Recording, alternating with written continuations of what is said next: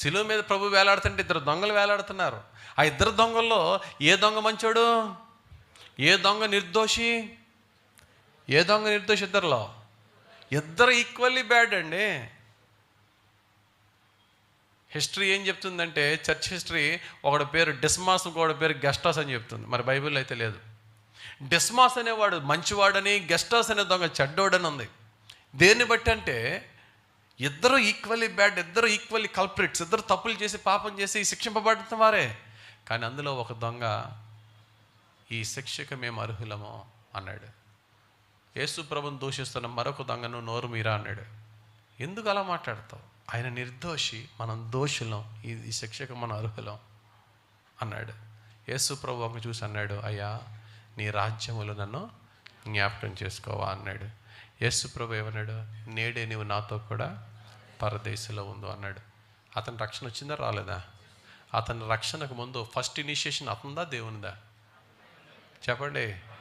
అతడు దేవుని యందు విశ్వాసం ఉంచాడు, దేవుడు అతనికి కృపనిచ్చాడు. దేవునికి స్తోత్రం కలుగుగాక. ఫ్యూ సెకండ్స్ ఆర్ ఫ్యూ అవర్స్లో, ఫ్యూ అవర్స్ ఆర్ ఫ్యూ మినిట్స్లో ఆ వ్యక్తి ఎక్కడికి వెళ్ళిపోతున్నాడు? నరకానికి పోతున్నాడు. వాడి అడ్రస్ మారిపోయింది కదా. నరకానికి వెళ్ళే వాడి అడ్రస్ మారిందా మారలేదా?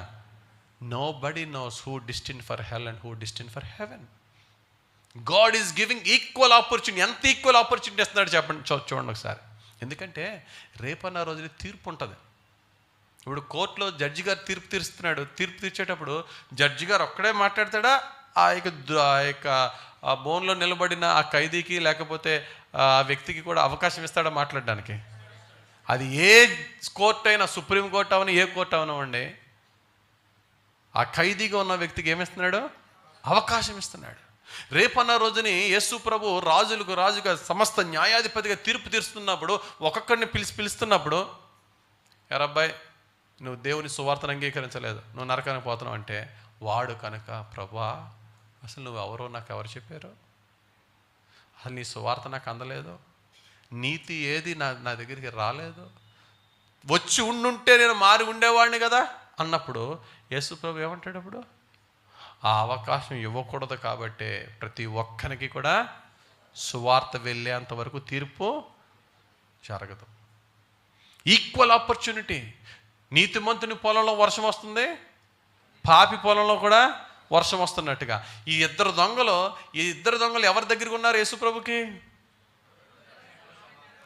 కుడివైపున ఒక దొంగ, ఎడం వైపున ఒక దొంగ. ఇద్దరు దొంగలు ఎవరి దగ్గర ఉన్నారు? సమానంగా ఉన్నారు. ఏ ఇద్దరిలో ఎవరి వాయిస్ యేసు